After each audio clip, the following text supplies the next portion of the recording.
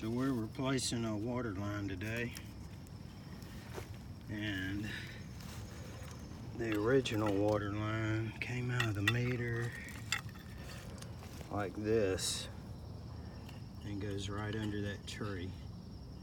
And somewhere under that tree is a T for the irrigation system.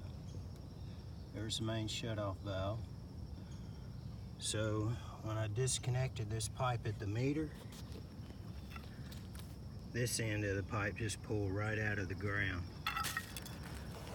The leak never was showing up though. It was going down a very steep hill and running through the French drain system on the house. So this is one of the oddest repipes I've ever been on. So I don't know how old that tree is, but it was planted after the water line was put in and the irrigation. So anyway, that's what I'm dealing with today. It's always fun.